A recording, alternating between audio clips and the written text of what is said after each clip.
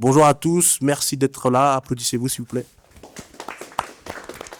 Bon, c'est la deuxième de Société 21. Nous accueillons ce soir Madame Manel Ben Boubaker. Applaudissez s'il vous plaît. Merci. Je ne sais pas si vous avez vu sa vidéo virale ou pas du tout. Il y en a qui l'ont vu, il y en a qui ne l'ont pas vu. Alors, pour la petite histoire, moi je suis tombé un soir par hasard sur la vidéo.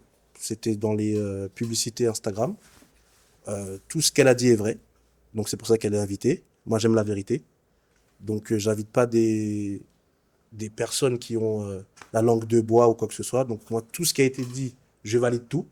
Donc là on va en parler. Donc le sujet c'était le racisme à l'école. Nommer, comprendre et agir. Agir. Voilà. Bienvenue et merci. Merci pour l'invitation. Voilà. Nous, pour la première avec l'équipe, on fait toujours une revue de presse. D'accord. Une revue de presse où on dit l'actualité. Donc, c'est moi, je la prépare avec mon petit téléphone. Et puis, on débat avec le public sur l'actualité qui a fait beaucoup parler cette semaine. Beaucoup de choses en plus. Beaucoup de choses. On va commencer par l'incarcération de Sarkozy. Ça vous va? Ouais. Bah, qui veut commencer? Moi, je vais juste parler en dernier parce que la dernière fois, ça faisait trop celui qui parlait beaucoup. Donc, qui veut prendre la parole sur l'incarcération de Sarkozy? Je dis ce qu'on... Bah, allez-y, ce que vous avez pensé, est-ce que c'est normal, est-ce que son incarcération est dans les règles comme tout le monde, ou il a eu des largesses ou... Moi, personnellement, son incarcération, elle n'est pas comme tout le monde. Ouais, parce que, comment dire ça, lui, il est quoi? Il est en détention solo, non? Il est tout seul. Soi-disant solo. Parce qu'il a sa propre sécurité à côté. Ouais, il a sa sécurité, parce que je te mens pas, en prison, il aurait pas tenu Sarkozy. En plus, il a la santé, je te mens pas. La santé, c'est l'hôtel, comme on dit. Ouais, c'est ça. Mais comme je voulais dire, c'est que déjà, j'ai jamais vu un détenu qui avait sa propre sécurité. C'est ça. Après, on va te dire que comme c'est un ancien président, c'est un peu normal, mais non. Si on dit que la loi est pareille pour tous, non, on n'a pas le droit d'avoir sa sécurité. Après qu'il soit en quartier protégé, c'est possible. Ouais, c'est possible. Parce que d'autres personnes ont été en quartier protégé, mais personne n'avait sa sécurité personnelle. Ouais, c'est vrai. Et en plus, il a plus de parloirs que prévu. Je crois que tu en as le droit à 3, il y en a eu 4. Et les accès au parloir, il les a eu rapidement. Je crois dans l'après-midi même où il était incarcéré, je crois que sa femme est venue le voir et tout. Donc, il a un téléphone? Ah, j'achetais pas au courant. Portable? Non, programmé pour que tu... Numéro programmé, je crois. Dans sa cellule? Ouais, mais numéro, ouais, je pense. À vérifier, mais je pense. À vérifier. Donc, Sofiane, voilà. Donc, on apprend des choses.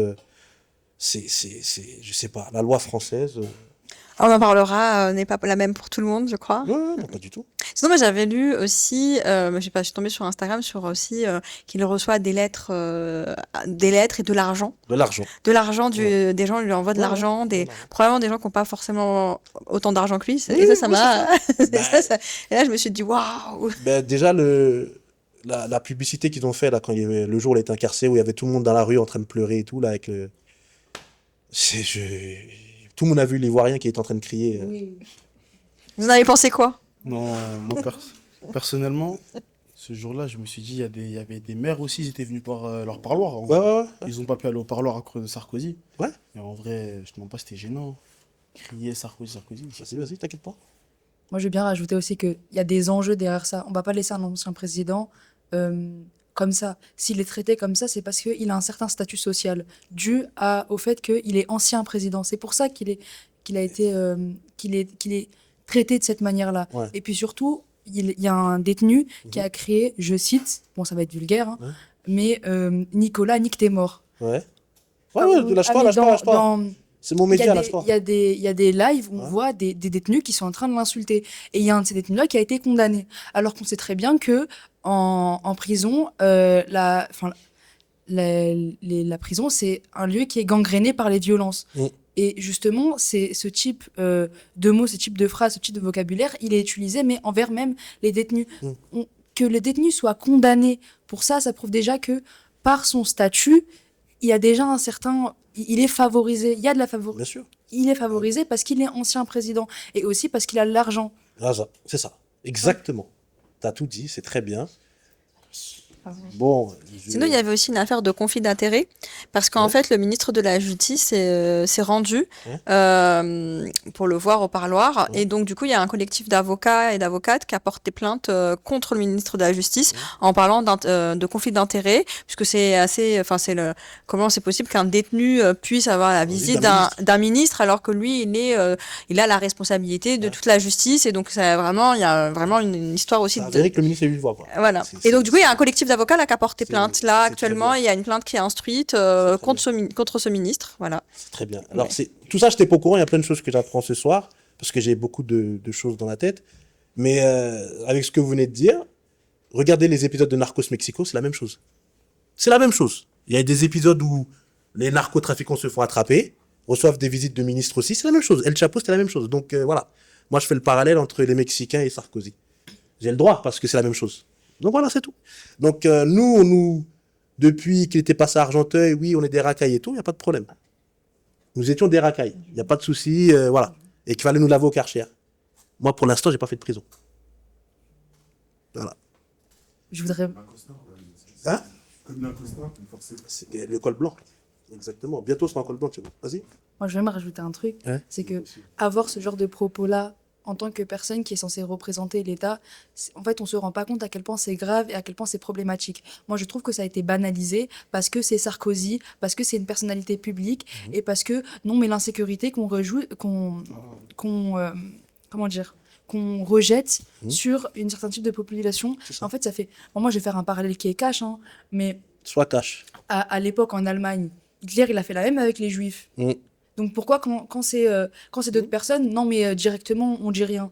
Ben, Soit parce qu'on est hypocrite, ce qu'est l'État, parce que Ouais. c'est de l'hypocrisie c'est ça, littéralement. c'est ça, c'est ça. Faire des réformes et justifier tout par non mais il y a ça, non mais il y a ça, non mais il y a ça, c'est de l'hypocrisie. C'est très bien ce que tu dis parce que là, je crois qu'il y a eu hier ou avant-hier un maire musulman à New York. Oui, j'ai vu Et il n'y a que des polémiques là depuis 3 jours. Trump, il veut même. Trump, 50 Cent. Trump, il a même. Il y en a, ils ont dit qu'ils vont quitter New York parce que c'est un Ouais. maire musulman. Il y en a qui disent que c'est à cause des impôts. En fait, en fait, on est dans une société maintenant, on crée des polémiques et on n'en a pas. Que le mec soit musulman, quoi, ça me dérange, moi. Tant qu'il fait son travail. Que sa confession, moi, ça me dérange pas, tu vois. Mais là, on est dans un truc où c'est clan contre clan et ça devient clan religieux contre clan religieux. Ça, c'est très dangereux ce qui se passe. Vraiment, je sais pas. Le gars, je le connaissais même. Moi, je savais même pas qu'il y avait des élections à New York.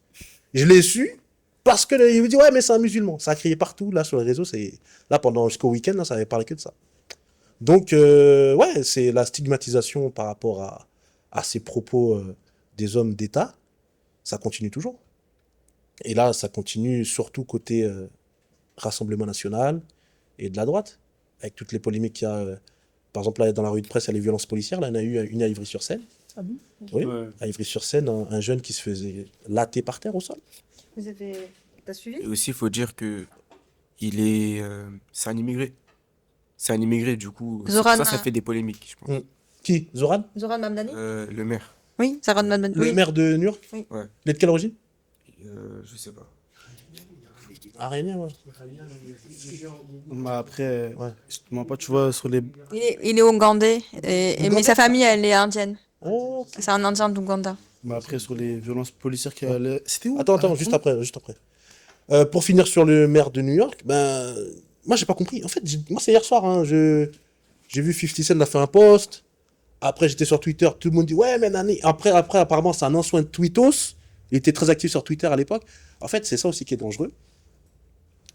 Twitter, c'est très dangereux. Quand les gens, ils déterrent ton tweet de 2013, là, et qui ressortent en 2025 parce que tu es devenu maire, ça aussi, ça n'a pas joué en sa faveur. Mais le fait qu'on fasse une polémique parce que les musulmans, moi, il faut qu'on arrête ces trucs comme ça. Moi, je suis pas d'accord. Hein. Ouais. Ressortir des anciens tweets alors que on a des Jordan Bardella. À un moment, il a fait un tweet. Alors, j'ai plus les termes exacts de ce qu'il a dit, mais le tout, il était aberrant. Vraiment, il disait n'importe quoi. Ouais. Et pourtant, on lui a rien dit à lui. Ou encore, moi, je trouve que ce que je veux dire, c'est encore pire que Twitter parce que c'était sur BFM TV quand il y a un homme qui s'est fait tuer dans une mosquée. Je sais plus c'est qui, je crois que c'est. Je sais plus c'était qui, mais qui avait qualifié l'homme qui s'était fait tuer d'individu. Et le mot, il a qualifié le meurtrier d'individu aussi. Donc c'est comme s'il le mettait sur le même, Ouais, ouais, ouais. le même pied, quoi. Après, Jordan Bardella, bon, là, c'est pas le sujet, mais je vais juste faire un résumé. Pour moi, déterrer un tweet, c'est à double tranchant. T'es pas le même à 13 ans, à 23 ans et à 33 ans. Donc, du coup, ça dépend de l'âge qu'il avait, etc., etc. Mais il y a des propos que, quel que soit l'âge, c'est condamnable. Donc, lui, je sais que dans toute sa bande, il y avait des tweets qui disaient à l'époque ce qui était très grave. Il y en a, ils pensent qu'avoir supprimé leur compte, ça va enlever le tweet, mais il y a des tweets qui restent dans l'historique. Donc, ouais, non, c'est. Voilà, en fait, il y a un parti politique accompagné d'un autre qu'on a vu là avec la dissolution de l'Assemblée qui sont partenaires pour tout faire couler, quoi. Donc le RN et LR maintenant, c'est LR. Les deux, c'est un binôme terrible en ce moment. Bon, moi, je suis pas politicien, mais les deux là, c'est très grave. Là, apparemment, ils ont fait couler une loi qui devait aider les personnes en précarité. La loi, ils l'ont fait couler. Je crois qu'ils ont bloqué le... Voilà, c'est ça. Du coup, on va bifurquer sur la bavure policière à Ivry-sur-Seine. Vous avez vu la vidéo? Ouais, je l'ai vu. Alors, qu'est-ce que t'en penses en tant que jeune? C'est la France. Bah, les bavures policiers, on a habitué, Steven. C'est vrai, On c'est a derniers eu temps. Zied Bouna, on a eu Naël. Ouais, Bavure ouais. policière, même à Barbès, on avait eu quand c'était en 2019. Mhm.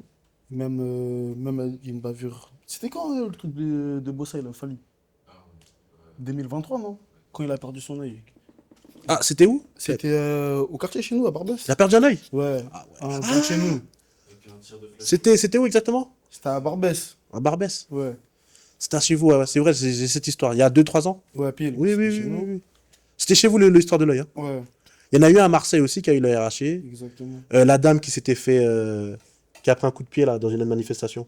Moi, j'ai un jeune qui est mort à Aubervilliers. J'habite Aubervilliers maintenant. Je suis parisienne, mais j'habite à Aubert. Et il y a un jeune qui est mort, Wanis, qui est mort pendant le Ramadan l'année dernière, au mois de D'accord. mars. Ok. Il y a 2 Oui, ouais, c'est ça. Non, il y a 2 ans. Qu'est-ce Il y qui a- s'était passé? La police municipale d'Aubervilliers. En fait, c'est un jeune de la Courneuve, mais il était sur Aubert et c'est la police municipale qui l'a poursuivi. Et après, ils l'ont accroché. Et après, il est mort et son ami, lui, il a eu, il a eu des séquelles. Ah ouais.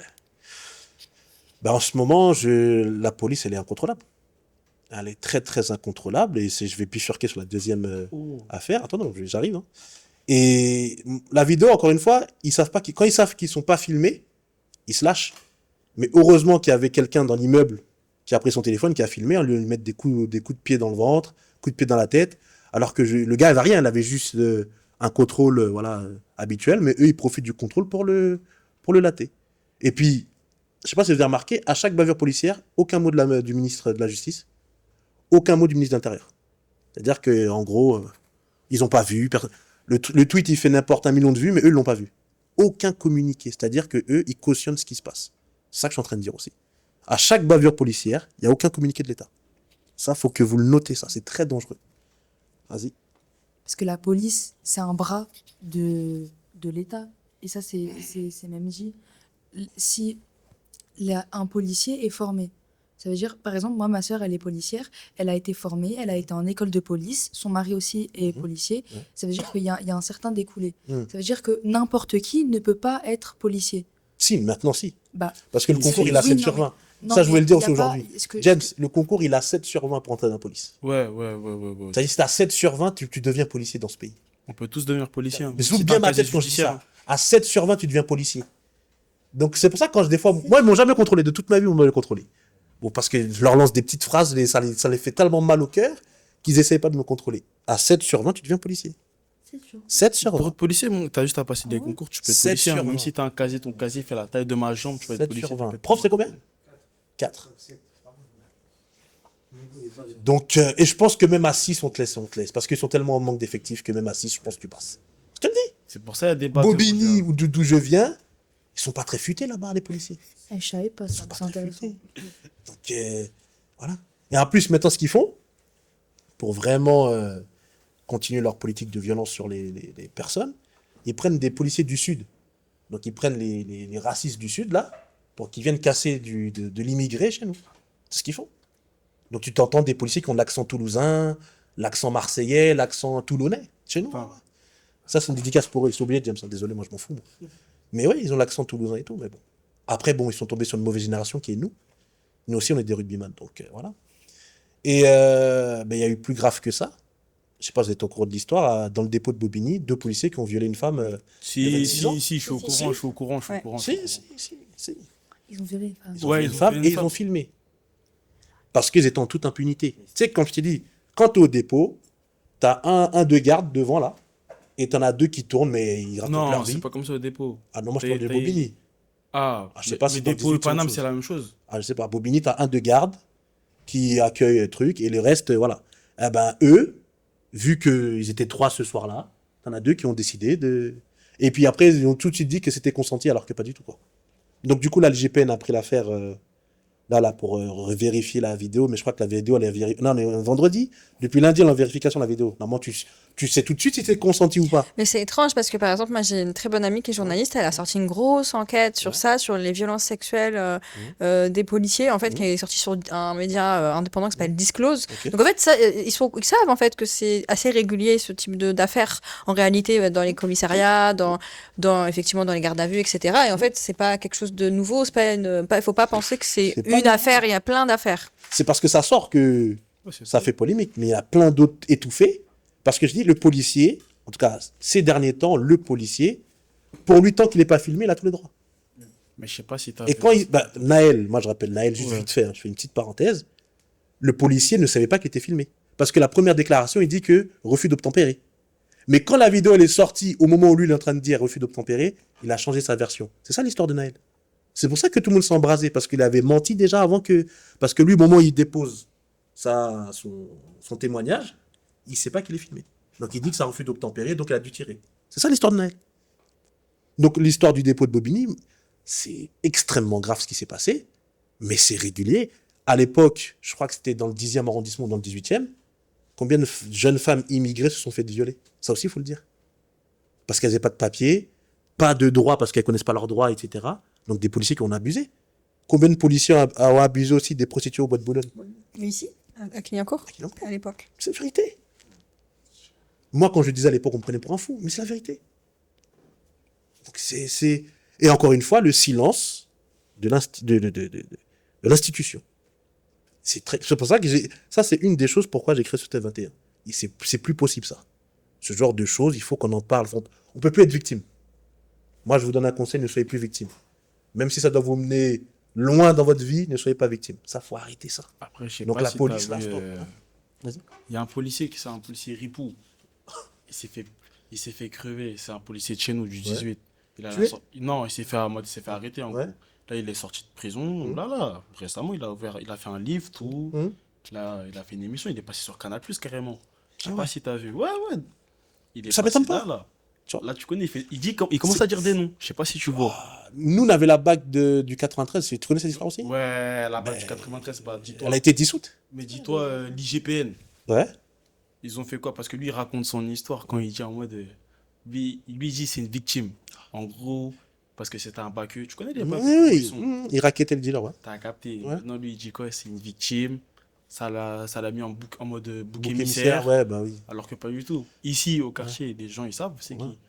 Mais il y a un film qui raconte à peu près que j'ai vu là sur Netflix là, un film policier sur Netflix là qui vient de sortir là, qui raconte à peu près la même histoire que le gars a étouffé une affaire policière, que la police est en rapport avec un trafiquant de drogue pour faire des opérations.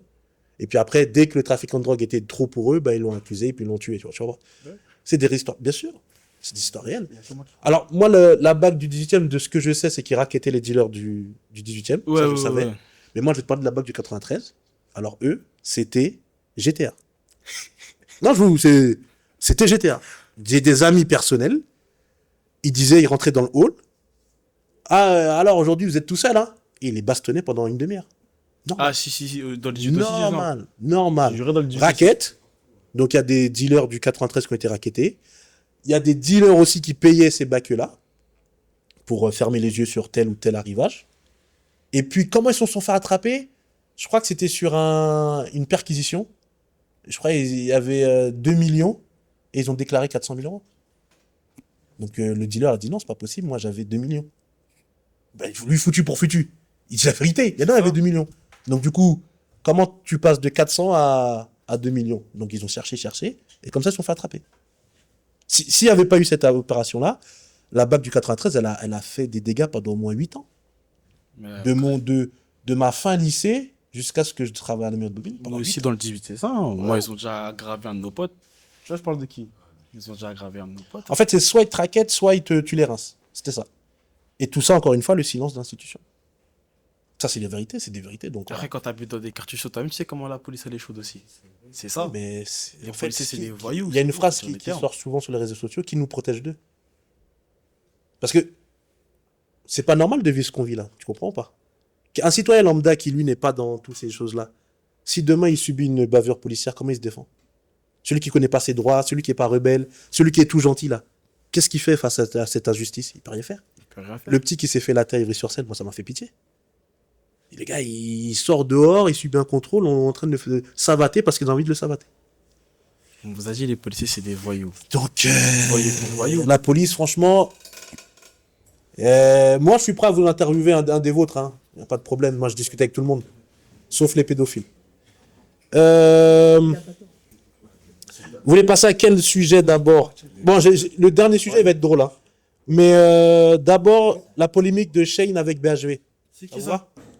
Le magasin Shein qui veut s'installer à Paris, là. La polémique, elle a enflé. Pareil, ça c'est cette semaine. Alors, attendez, s'il vous plaît. Du coup, moi, ça a commencé un peu la semaine dernière, mais là, depuis lundi, je crois qu'il y a l'ouverture là au BHV Marais. Le syndicat des grands magasins ont dit que non. Ils ne voulaient pas l'arrivée de Shein parce que, bon, je sais pourquoi moi. Parce qu'ils ne respectaient pas les normes européennes de vente, marketing, patati patata. On va pas se mentir, ça fait 3 ans que Shein a le monopole. Tout le monde a un compte Shein, hein, que ce soit nos copines, nos mamans, tout le monde a un compte Shein. Donc je pense que ça aussi, ça a dû faire mal aux syndicats français, tu vois. Et du coup, là, depuis lundi, il y a une polémique de poupées que les gens ont commandées via Shein. C'est des pédophiles qui commandent ce genre de poupées. C'est ça, mais, On va parler, non, mais c'est le timing, il est parfait. Ils ouvrent lundi, mais la polémique, elle sort là. Je suis désolé, moi, je la vois comme ça. Parce que les poupées, elles n'ont pas été vendues que maintenant. Non, ça date. Ça date qu'elles sont en vente, non? On est d'accord? Et c'est pas l'histoire des poupées, tu veux mettre des têtes d'enfants, tout ça? Non, c'est déjà des C'est ça poupées, c'est des... Voilà. C'est des poupées pour des pédocriminels. Voilà, Voilà. Mais c'est pas maintenant qu'ils ont mis ça en vente. Non, je pense pas. Ouais. Voilà. Ça veut dire que ça fait longtemps que ces poupées sont en vente. Pourquoi l'histoire sort que maintenant? Parce que Shein va ouvrir dans une grande place parisienne. Donc maintenant, est-ce que moi je suis pour ou contre? Ça, je m'en fiche. Tout ce que je sais, c'est que les gens qui ont fait la queue à Shein, c'est la réalité française. C'est la réalité française. BHV, moi, la dernière fois que j'ai fait un achat chez eux, j'étais mineur. Hein. C'est quoi BHV? Mais c'est un grand magasin à côté de Châtelet, à Hôtel de Ville. Hôtel de Ville. Il y a plusieurs magasins dedans. Ouais, c'est ça, voilà, il y a des concept stores et tout, voilà. Ça ressemble à Samaritaine, Galerie Lafayette, Printemps, c'est tous ces anciens grands magasins qui ont été fondés au 19e siècle. La prof d'histoire, elle parle un peu, mais voilà, tous ces vieux magasins de la place parisienne, voilà. Du coup, tu en penses quoi de la polémique? Bah alors moi en vrai personnellement je suis assez contre la fast fashion parce qu'elle est très destructrice pour l'environnement.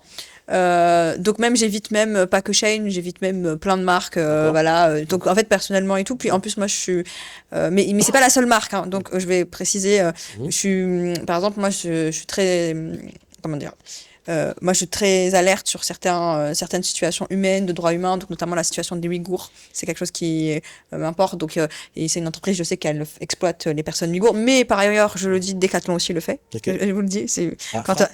tu vois. Decathlon a pris une frappe. C'est-à-dire, je peux plus mettre Quechua? Bah, Decathlon, c'est pas Quechua, moi. voilà, c'est très Quechua. Decathlon. Ah bah oui. Et en fait, c'est dur parce que Decathlon, je l'ai appris cet été. J'étais là, ah là là, c'est dur, hein. Mais du coup, voilà. Mais du coup, moi, j'entends les personnes qui manifestent contre une marque qui respecte pas ni le droit salarial, ni etc. Mais du coup, que dire des marques européennes? Voilà. L'autre question que je vois, c'est que les marques européennes que nous, ou espagnoles, etc., Zara, Inditex, etc., en fait, elles aussi, elles font la même chose dans ces états-là. Mais on le dit pas. Et ça me pose problème. Voilà. Ce qui me pose problème, c'est le double standard. C'est ça. Mais que, en fait, Shein, moi j'ai des critiques, oui, j'ai des critiques. Hein. Voilà, je veux pas dire c'est une marque super, tout est bien dans le meilleur des mondes, c'est magnifique. Mais en fait, par ailleurs, ça veut pas dire que ce sont des marques parfaites. Et aussi ces grandes marques, des grands magasins, même dans la haute couture, etc. Enfin, quand on s'intéresse un petit peu aux marches, à l'industrie de la mode, en réalité, on exploite les mêmes personnes et on détruit les mêmes écosystèmes contre d'autres. Voilà. C'est très bien. Après, je vous donne la parole. Juste pour rebondir, je remercie la Chine. Alors vraiment, je vous laisse faire ça aussi face caméra, d'avoir dévoilé les secrets. Moi, ça fait 5 ans que je dis que le luxe se fait en Chine, personne ne me croyait. Les gens, ils se moquaient des gens qui allaient acheter à Clignancourt. Ah, t'as acheté à Clignancourt, ah. Mais moi, je rigolais des gens comme ça. Le faux et le vrai se font dans la même usine. Et la Chine a montré toutes les usines. Donc là où vous faisiez le faux, c'est l'atelier B, et le vrai, c'était l'atelier C. Et du coup, là, ça a fait cette polémique où maintenant les gens sont choqués via, il y a un autre site, je crois, c'est AliExpress ou Alibaba, où le sac Gucci que tu achètes ici 500 euros, en fait, tu peux l'avoir à 100 euros ou 30 euros si tu le commandes là-bas, etc. Donc, c'est la vérité. Donc, du coup, cette polémique Shein où qui disent oui, mais qui respectent pas les normes. Mais qui respecte les normes en termes de société Alors, je pensais pas pour Decathlon, ça, je savais pas. Ouais. Déçu. Mais je savais très bien que Zara et toute la clique là de Lafayette, Galeries Lafayette, c'est des enfants taïwanais, c'est des enfants de Hong Kong et tout qui font leur truc. Hein. Maintenant, nous, quand tu passes à la caisse, on va pas se mentir, des fois, tu penses pas à tout ça, tu achètes ton truc et tu rentres chez toi. Mais des fois, quand tu as la conscience, tu te dis, bon, ça, je peux limiter telle ou telle chose, tu vois. Ben, c'est la... En fait, si on devrait produire national, ce que tu achètes 50 euros, tu vas l'acheter 150 euros. Ah, clairement. Parce que... Plus faut même, payer je les pense. droits, voilà. Même plus, je pense. Voilà. En réalité, acheter français, ça coûterait extrêmement cher. Voilà. Donc après, mais c'est une vraie question. Hein. C'est pas une question facile. Moi, je suis d'accord. Hein. Je veux dire, des fois, quand on boycotte des choses, c'est aussi des risques. Après, on en parlera. Mais moi, je pratique le boycott aussi pour la question du génocide en Palestine. Mais des fois, ça oppose. Enfin, des fois, on peut pas être parfait et il faut pas être moral sur ça. Des fois, on fait comme on peut. On fait comme on peut. On fait comme on peut, etc. Moi, j'entends aussi que des gens qui sont précaires dans une situation hyper d'inflation où en fait tout coûte cher, mais en fait, oui, ils préfèrent acheter sur AliExpress ou sur Shein que d'acheter chez Zara ou chez H&M un même produit qui a été fait dans la même usine, dans les mêmes conditions, mais qui coûte 4 fois moins cher. Okay. Voilà, c'est compliqué. C'est compliqué. Ben, vous, les jeunes parce que nous, on est de l'autre côté, hein. Vous, comment vous consommez et que la polémique Shein, comment on l'a vu? Ben, à vrai dire, on a vu beaucoup de manifestations du coup devant BLV.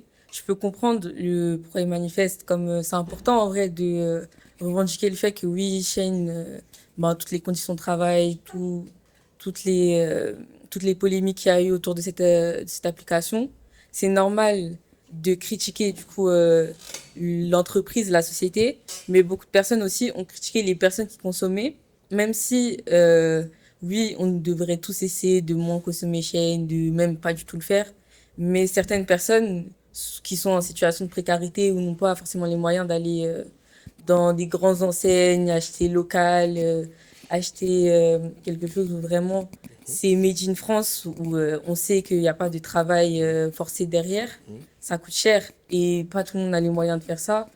Et donc, certaines personnes ont affiché des personnes qui achetaient en disant oui, c'est à cause de vous, que oui, vous êtes le problème, alors qu'en vrai, il faudrait aussi critiquer plus l'entreprise plutôt que les personnes qui consomment. Je réponds après, je te donne la parole. C'est très bien ce que tu as dit, parce que la famille précaire, comment tu lui dis de consommer en fait là? Tu lui dis de pas se nourrir du coup.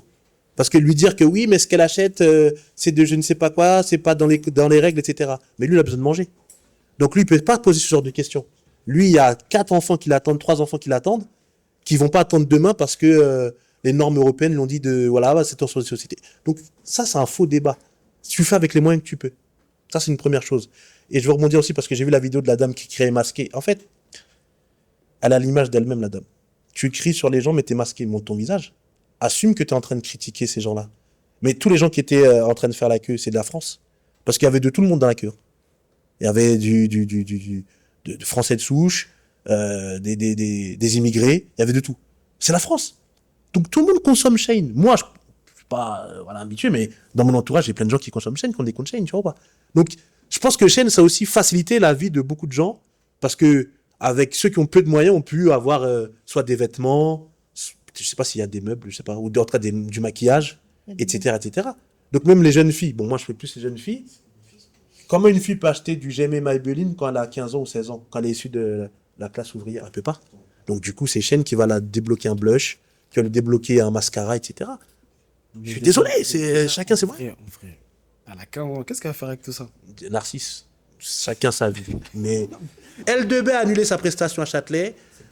Et puis les jeunes, l'annulation, mais au dernier moment. Il y avait trop de monde parce qu'il y avait trop de monde pour des raisons de sécurité. Oui, mais comment tu annonces un concert gratuit de ce genre d'artiste? C'est pas lui qui a. Ah bah. Non, c'est la mairie. Parce que pour faire un concert gratuit, je suis un peu dans le milieu. Qui? Oui, mais si L2B a annoncé, c'est qu'il avait. En fait, la préfecture, quelle que soit la préfecture où tu es, Sofiane, tu ne peux pas faire d'événements publics sans autorisation. Ça n'existe pas. Sinon, la police, elle a déjà toqué chez toi parce que tu dois recevoir un courrier qui dit voilà, vous êtes autorisé à telle date de faire tel événement sur un lieu public. Donc ça, voilà. Du coup, tu l'annules. Mais ça veut dire que c'est la préfecture qui l'a annulé. Tu comprends pas? Donc c'est la préfecture qui l'a annoncé et qui dit que L2B ne fera pas de prestations. Mais toi, tu es L2B. Tu sais que tes fans, c'est des fous. Si c'est des fous, c'est des sauvages, etc. Qu'est-ce qui s'est passé? Tu te connectes sur TikTok, c'est toujours la même chose. Hein. Tu arrives à 17h sur TikTok, 18h, tu as la foule de vidéos, ça se bat. Je crois que c'est ce jour-là, les policiers se sont fait agresser. Bon, déjà, un policier s'est fait agresser, il se fait des trucs. Donc vous connaissez. Ben oui. Mais c'est ça le truc. Ben oui. Donc il y a 3 policiers qui essaient de... Ben alors eux, je comprends pas. Tu vois, il y a 1000 personnes, vous êtes 3. Repliés. Non, ils veulent faire les justiciers. Les petits les ont lavés. Du coup, là, l'image de la police entachée, donc ils ont dit ouais, polémique. Et Willy était là. Du coup, ils ont mis ça sur le dos de Willy à la prod. Un an plus tard, je crois même. Hein? Non, Ah non. 2 mois après. 2 mois Il s'est après. fait convoquer. Voilà. Il a fait JAV. Voilà. Oui, il a fait JAV. Il a Voilà. fait dépôt. Voilà. Il a fait dépôt, Il a puis fait dépôt. jugement, Voilà. et, enfin, il a fait Il dépôt. a fait dépôt quand tu vois Voilà. dépôt, t'es jugé. Voilà, il Voilà. a été jugé. Et après, il est Voilà. passé. Et là, ils lui ont interdit de. De mettre les pieds à Châtelet. CJ en mode. Et là, C'est hyper grave en vrai. c'est très grave. Non, Et non, en fait, on rigole, mais c'est. Avant-hier, c'est il y avait- une restriction de la liberté de circulation. C'est avant-hier, il y super avait un grave. événement, je sais plus c'était quel événement. C'était quoi? La chaîne, il est parti. Ah ben voilà, il était à Chênes, donc Chênes c'était à la frontière de Châtelet, dans le 4e arrondissement. Les policiers, ils ont le droit parce qu'ils ont contrôlé son CJ. Parce que en gros, quand t'as Non. un CJ, Ouais. parce que Vas-y. il est entre des limites, quand t'as un CJ, Ouais. les policiers ils peuvent jouer sur ça. Ça veut dire qu'ils ont contrôlé son CJ, ils ont dit bon, Oui, mais le ça territoire. passe. Lui, ça Oh, mais c'est une rue, mais ils l'ont arrêté ce jour-là. Non, ils l'ont contrôlé. Non, ils l'ont mis dans le. Non, il était monté dans le camion. Lui, il est monté dans le camion Ouais. pour contrôler son CJ. Ah, pour voir s'il était dans. Ouais, s'il Après, il est était ressorti. dedans. Ouais, il est ressorti après. Ah, ok, bah c'est bon. Je sais pas si Ouais, tu l'emmener vois. plus loin, tu vois. Ouais, c'est ça le thème. Ouais, enfin, grosso modo, lui, c'est quand même, il a décidé. Moi, je le connais pas, c'est pas. Mais en fait, là, il a décidé de dire. Enfin, il a décidé de parler, en fait. Oui, Il a oui, dé- de se défendre. Il a décidé de se défendre, il a C'est pris bon. un avocat. Voilà. Moi, j'ai suivi parce que je suis dans d'autres milieux, des milieux militants. Donc, en fait, là, les gens, ils ont commencé à partager. Même moi, j'ai partagé de gens qui vont le suivre. Et en fait, il a décidé de dire en fait, c'est pas normal ce qui m'arrive, c'est raciste. C'est pas normal. Moi, j'ai juste, Le gars, moi, j'ai juste fait des bons plans. Il fait c'est un reporter. Pour moi, c'est un reporter de la street.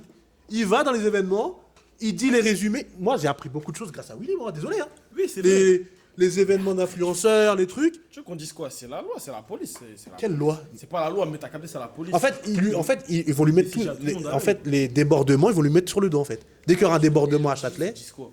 c'est grave ça, c'est gratuit, en fait. Ils l'ont convoqué, il a fait 24 dépôts, c'est dur, mais il faut garder la mentale. Moi, je trouve ça un abus de pouvoir. Oui, c'est un abus de pouvoir. Moi, c'est un abus de pouvoir. Je sais pas ce que vous en pensez, moi, c'est un abus de pouvoir. Ça, c'est un abus de pouvoir quand même. En fait, en vrai, est-ce que, mais après on en reparlera peut-être, mais est-ce que un mec blanc qui ferait des reportages avec des influenceurs pour donner des bons plans gratuits, qui sont un truc en fait Moi, qui sans existe Je ne pense pas, je ne pense pas. Est-ce que voilà, Arrêtons on de- serait retrouvé il y aurait à rien eu. 30 ans de dépôt, Il y aurait rien eu. interdit de Moi, je vais dire mon Châtelet. avis. Arrête, Pardon, Narcisse. je vais dire mon avis. Ce serait un. Vas-y. Moi, Je vais dire mon avis. Non, moi je vais dire. J'ai mon pas encore avis. de subvention. Mais attendez, hein. Mais Ouais. j'avoue, il y a encore l'histoire de blanc-noir, mais je vous jure maintenant que dans les quartiers chauds, vous savez très bien, blanc ou pas blanc, mon gars, on t'allume. Tu vas en jab ou tu vas Ce nous serait déférer. un blanc Je te Narcisse. jure maintenant, Steven, je te jure maintenant. Je vais pas parler. C'est pas le Parce même que traitement. j'ai pas que la caméra Ah, parle, non. ta caméra peut nous mettre dans la merde. Mais Franchement, aujourd'hui, j'ai regardé peut-être les 40 dernières vidéos de Willy pour voir s'il y avait un problème. Il n'y en a rien. il y a C'est juste rien. un mec Lui, ça que- se fait pas. Lui, ça se fait pas. Sans mentir, c'est un abus de pouvoir. Mais je te jure qu'il y a des plans. Ils font des trucs. Oui, ils font des trucs. C'est jamais puni. Mais moi, j'ai vu comment ça a été puni, qu'est-ce qui s'est passé. Moi, je vais pas parler ici, bref. Je sais pas. En tout tout cas, ça. On se verra, toi et moi. Mais je te le dis. Willy, que force. Moi, Willy, moi j'aime bien. Après, moi, Blanc, je. pas blanc, tu Mais vois. bien, mais on peut parler parce que par exemple sur les violences policières dont on a parlé, moi je suis beaucoup parce que bah du Oui, coup les ça violences fait. policières, ça n'a jamais été sur les blancs. C'est pas sur les. noirs. Ouais, mais du coup, après, bien sûr que je ne dis pas que les personnes blanches, elles vont pas subir des fois des éléments de la police, etc. Notamment quand, je sais pas, elles vont manifester ou quand elles traînent avec vous aussi. Enfin, par ailleurs, il y a quelque chose qu'il faut dire. Mais- Quand elles sont avec vous, dans vos quartiers, bien sûr, ou quand elles sont aussi bah, un peu des militants politiques aussi, ça arrive, bien sûr, qu'à ce moment-là, elles soient réprimées. Mais sinon, en tant que telles, comme ça, juste un influenceur qui donne des bons plans gratuits. Oui, j'avoue. Ouais. J'y crois pas, il rien.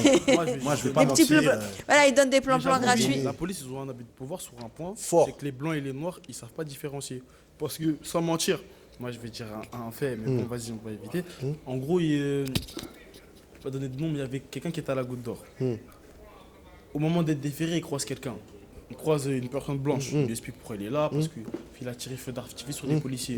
Maintenant, en gros, quand il explique la chose, il dit qu'en gros, l'OPJ lui a laissé appeler sa mère en privé, etc., en mode abus de pouvoir. Alors que l'autre personne qui était là pour, La même chose. pour un port d'armes tout bête, Ouais. pour un port d'armes tout bête, a été déféré pour rien. Et on lui a demandé d'appeler. Non, on n'appelle pas ta mère, débrouille-toi, t'es déféré. Tu Bah vois. voilà, Je sais pas si tu vois. Voilà, mais c'est ça. Mais port d'armes, c'est pas. Non, mais un port d'armes, une matraque télescopique. Une matraque télescopique, c'est rien parce qu'il y a eu une bagarre, et la personne, elle a été Les histoires de attrapée, Rix. bref, ça l'a Bon, déféré. ça- Alors que l'autre personne, je t'en veux mentir, madame, fait d'artifice, le policier l'a porté plainte. Il a été déféré en même temps, mais comment tu te laisses appeler ta mère quand l'autre personne, parce que l'autre personne, en gros, que le temps le PJ, il a falsifié Ah ouais, sa lettre de déposition. c'est possible ça. Oui, il l'a Ça fait. c'est vrai, parce ça que- c'est vrai. Il a fait parce que quand il a été déféré, la magistrat elle a dit, en gros, le policier il a dit ça. Mais toi tu me dis l'inverse. Parce qu'en gros, Ok. il y avait 3 dépositions. Ouais, ouais. Parce qu'il y avait 2 personnes qui ont été arrêtées. Il y avait la déposition du policier, la déposition des 2 personnes. Et les 2 personnes disaient qu'ils avaient une arme chacune. Mais le D'accord. policier il a dit quoi? Non. L'arme elle appartient à la personne qui a été déférée. Les 2 armes plutôt. Ah ouais, je vois. C'était bon, je te dis. Non, non, ça peut arriver, je te crois. Je vais pas te. Bon, comme je t'ai dit, c'est pas le sujet. Il y aura un sujet spécial. Aujourd'hui, c'est un autre sujet, mais je te crois totalement. Moi, si je te raconte des stories que je raconterai dans mes épisodes, voilà. On finit la revue de presse avec un tweet de ce matin, et puis après, on va passer au sujet du jour. J'ai un tweet de tout à l'heure, même Mbappé contre Orelsan. Très bonne réponse d'Mbappé. Je suis pas pro Mbappé, mais aujourd'hui, je suis pro Mbappé. En fait, juste, je vais faire ça rapidos, après on va passer au sujet. Orelsan a racheté le club de Caen. Mbappé a racheté le club de Caen. Non, c'est la famille Mbappé. La famille Mbappé. Ils ont racheté le club de Caen, ils ont investi dedans, comme tout homme riche qui veut investir dans un club. Très bien. Et là, apparemment, ça se passe mal dans la société de Stade Malherbe de Caen. Orelsan a fait un morceau, il dit oui, tu vas couler ma ville comme les Mbappé. Ben, Orelsan, cher ami, tu avais de l'argent toi aussi. Pourquoi tu n'avais pas investi dans le club de ta ville? Mbappé, il n'est pas canet de base, il est bondinois. Donc si lui, il a mis son argent dans un club, que ça se passe bien ou mal, c'est son club. Comme dans toute entreprise, des fois ça se passe bien, des fois ça se passe mal. C'est son argent. Donc l'argent que perd Mbappé, c'est son argent, c'est pas l'argent du... Voilà. Maintenant, s'il doit virer des gens, excusez-moi, c'est une entreprise. Désolé, c'est dur ce que je dis. Parce qu'il y en a qui perdent leur emploi, etc. Mais je rappelle que le club de... Quand si Mbappé n'avait pas racheté, c'était... comment on dit quand un club il descend... relégation, mais on dit un autre mot quand t'as pas le... Rétrogradation. Parce qu'ils n'avaient pas les fonds. Parce que chaque année, un club de foot doit déposer un dossier financier à la DNCG. Et Caen ne remplissait pas. Comme Lyon cette année qui a failli descendre en Ligue 2 parce qu'il ne remplissait pas les comptes financiers. Donc Mbappé, il arrive avec son argent. Il sauve un club d'une rétrogradation. Le gars, il débute, comme dans toute chose, il débute dans la vie de l'entrepreneuriat. Donc il y a eu 16 licenciements. Ils ont utilisé ça pour dire que voilà, maintenant, voilà, c'est la vie d'entreprise, mais que Orelsan vienne jouer sur ça, alors que lui-même est canet, pourquoi tu n'avais pas investi ton argent? Peut-être que tu n'avais pas assez. En plus, Mbappé lui a dit, tu as voulu rentrer dans le capital, mais tu voulais rentrer gratuitement au capital. Non, mais t'es marrant, toi, Orelsan, toi. Qui voulait prendre la parole? Rapidement. Moi, je comprends pas la polémique. En fait. Orelsan reproche à Mbappé de mal gérer son entreprise. Mais derrière ça, il y a une idée, tu vois. En gros, vu que c'est un jeune de cité qui rachète un club, en gros, il ne sait pas gérer une entreprise. Mais tu vois, dans n'importe quelle entreprise, il y a des licenciements, en fait. Même dans le public, il y a des licenciements. Justement pas, comme tu sais, les jeunes de cité, on est En fait, on sait mieux se camoufler dans certaines choses. C'est pas comme si tu m'as reçu. Non, mais en fait, je comprends pas ce que Orelsan voulait dire dans sa phrase. Il voulait lui lancer un pic. Oui, mais ça, c'est un Parce pic que, mal lancé. regarde, il a essayé de prendre des parts, il n'a pas réussi. Mbappé lui a dit. Ouais, mais non, il voulait rentrer au capital gratuitement. Oui, en fait, gratuit. t'as vu quand une entreprise, elle est. Comment t'expliquer? Si, je Elle est cotée. Ouais. Tu peux pas rentrer gratuitement dans un capital. Je sais. Quand ils doivent être cotés à. Disons, pour rentrer au capital de 1%, ça coûte, je te dis une bêtise, 600 000 euros. Faut payer. Donc, toi, parce que tu t'appelles Orelsan, veut dire non, viens gratuitement. Ça n'existe pas.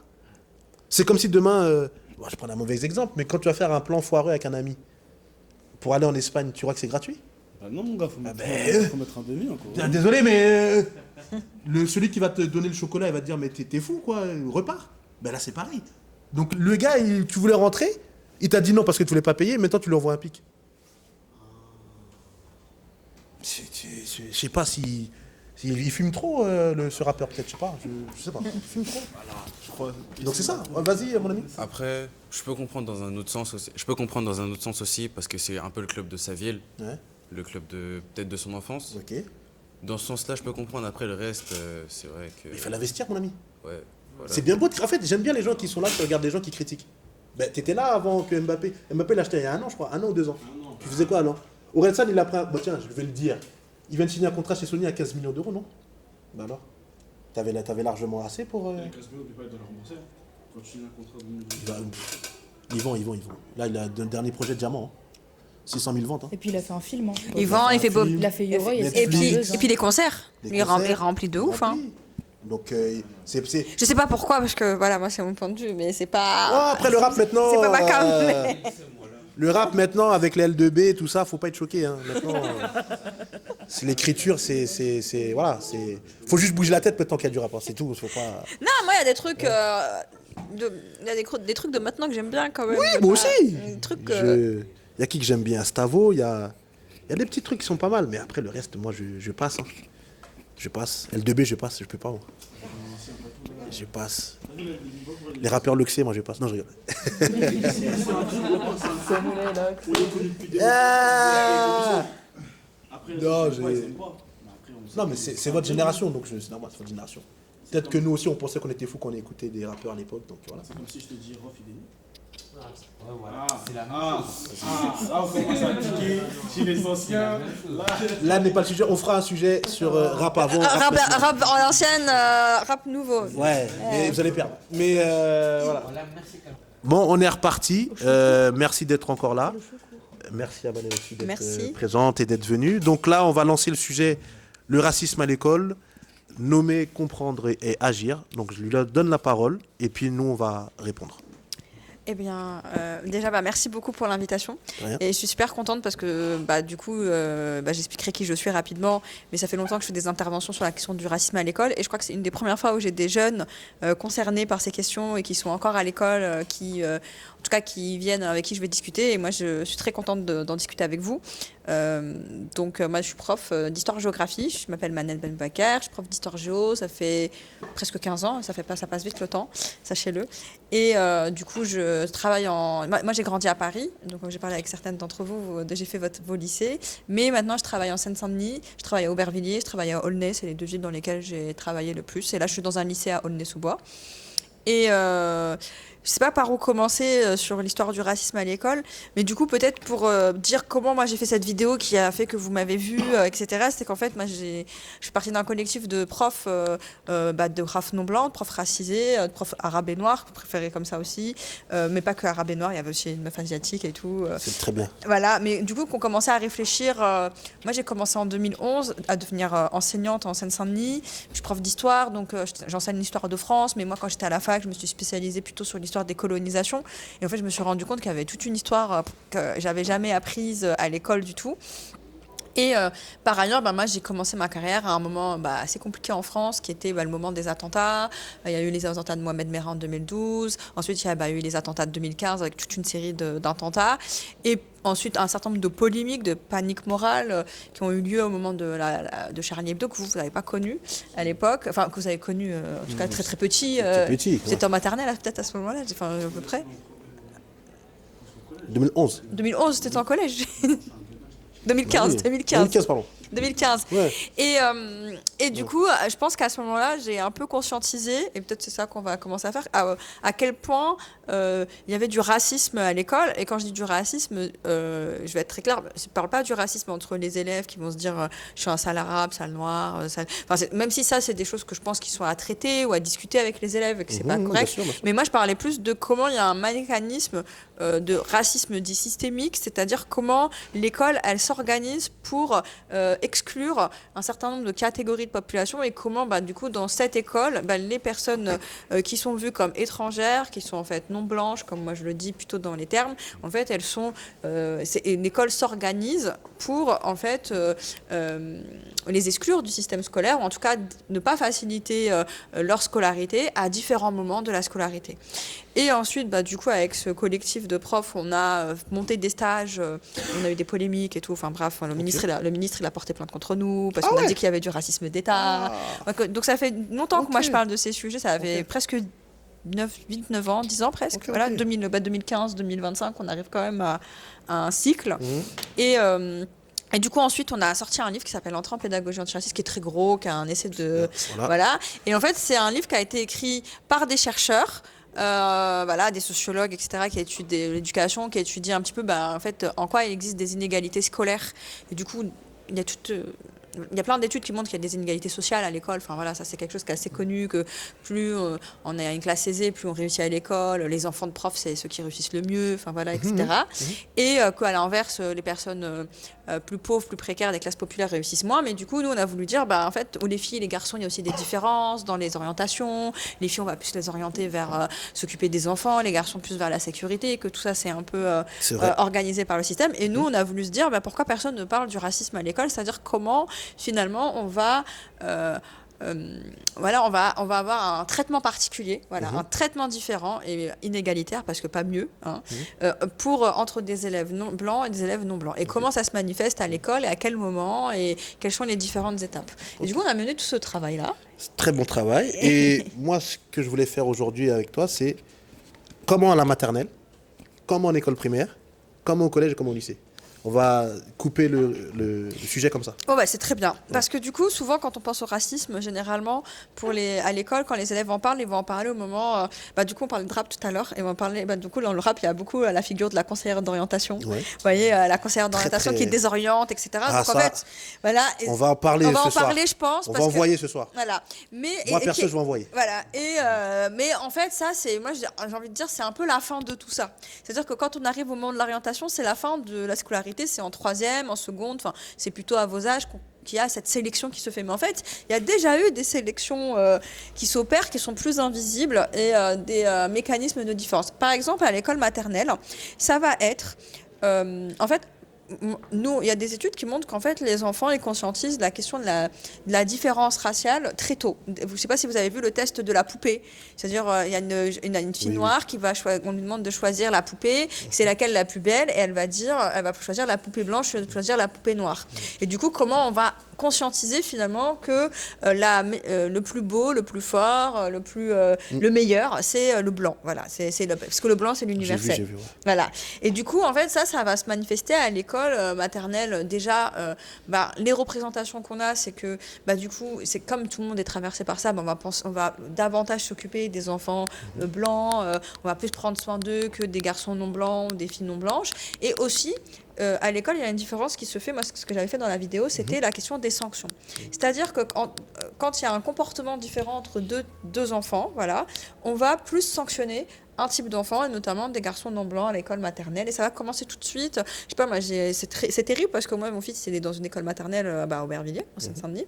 Et du coup, dans sa classe, il y a des élèves qui sont vus comme turbulents, entre guillemets. Moi, je trouve ça compliqué de parler de turbulence en maternelle, puisque les enfants, c'est des enfants, ils ont 4 ans. Le développement il est très différent selon les enfants. Ouais. Et du coup, il y a des élèves qui sont racisés. C'était 3 élèves arabes. Et on les a sortis de leur classe tout de suite. Ah ouais. Ouais. Et ils ont été dispatchés dans d'autres classes. On les a pas maintenus dans le groupe pendant plusieurs mois, parce qu'ils étaient déjà vus comme des fouteurs de merde. Et du coup, il y a comme une étiquette qui se colle tout de suite. Et en fait, elle peut se coller très vite, cette étiquette. Voilà. Et donc ça va être ça en maternelle qui va se jouer. C'est très subtil, mais ça va être déjà une différence de traitement qui va se jouer, et des sanctions qui peuvent être plus lourdes. On ne peut pas faire d'exclusion en maternelle, mais on va quand même être plus méchant, plus engueuler, plus gronder, etc., etc. Première question, est-ce que les parents ont accepté ou ils ont quand même alerté sur cette pratique? Et c'est là qui est très difficile, c'est qu'en fait, nous aussi, dans ce travail-là qu'on a mené, c'était aussi comment, dans l'école publique, il y a aussi un traitement qui est aussi, qu'on va dire, raciste envers les parents non blancs, c'est-à-dire de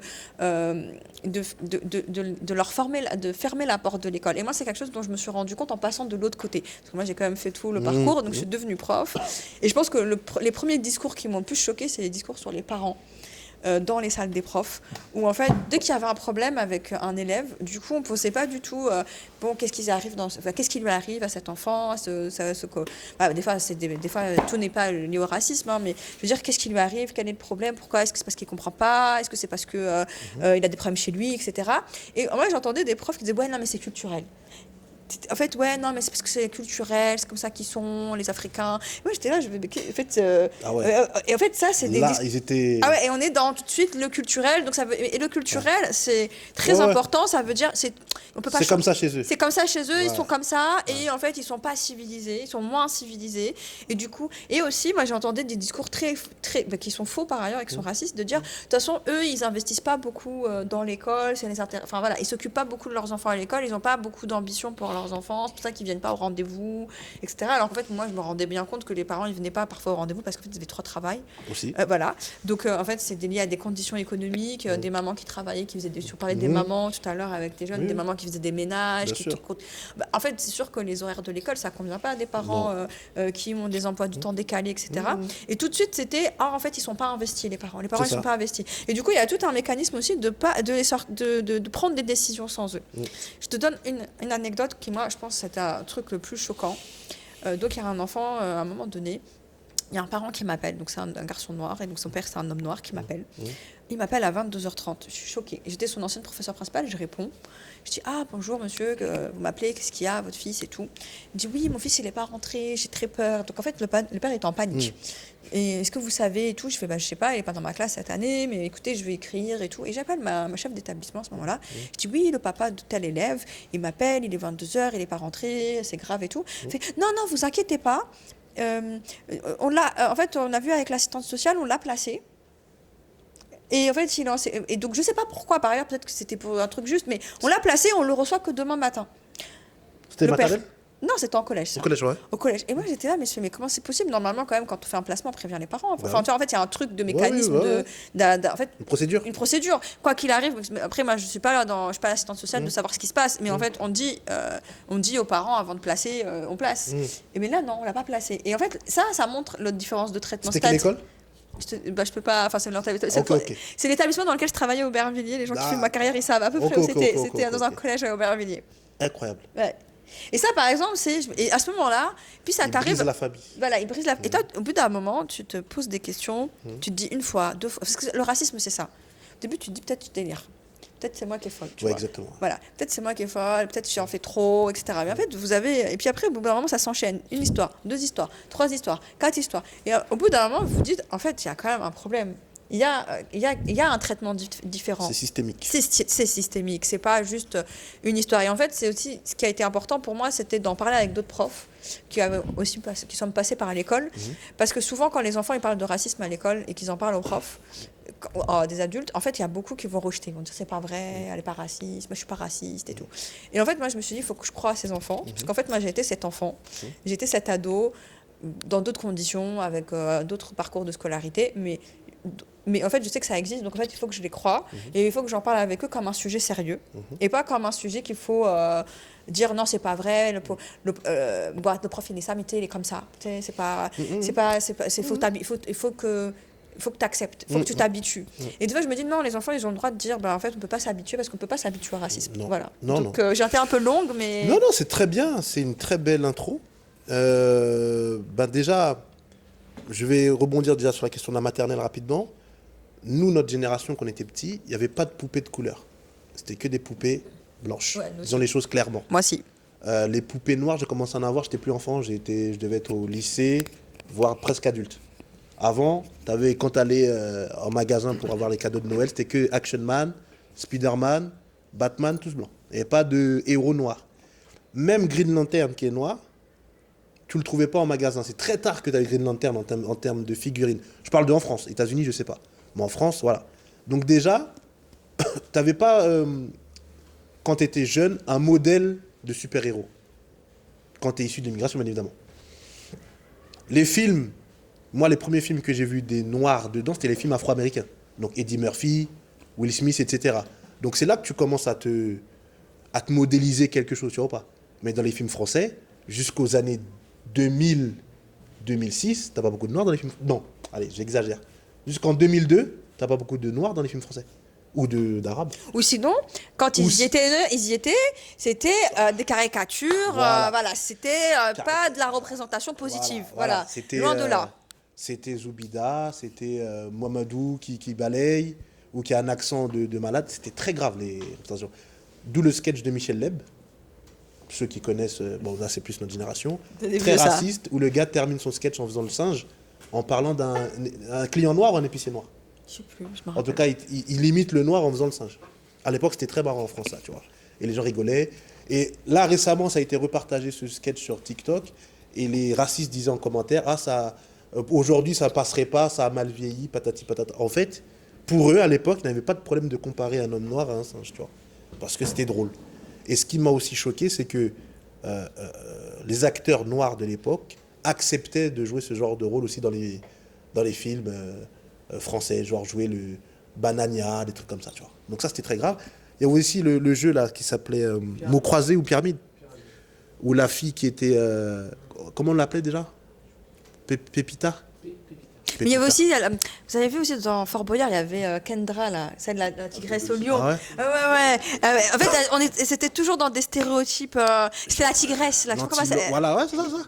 Genre, une femme africaine, c'est forcément lié aux animaux, la savane, etc., etc. Donc, ça faisait rire les Français. Voilà, c'était très drôle. Mais aujourd'hui, Dieu merci, nous, notre génération, avons changé les choses. Et la nouvelle génération aussi, je suis très content, ils ne se laissent pas faire. Ne vous laissez jamais faire quand ça attaque vos origines. Moi, depuis petit, j'étais briefé par mes parents, briefé par ma famille et briefé par ceux que je considérais avec respectueusement les gens du dehors. Donc, c'était très grave ce qui se passait à l'époque. Moi, les premiers noirs sérieux dans les films français, ça commence en 2006-2007. Avant, c'est que de la caricature. Et pareil pour les Arabes. Quand je dis noir, c'est aussi équivalent pour les Arabes. Le premier film qui a fait succès en termes d'immigration, c'est Beurre Blanc Rouge. Le film sur France-Algérie.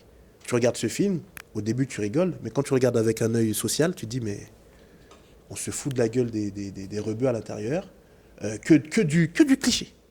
Les rebeux qui cassent tout, qui foutent la merde.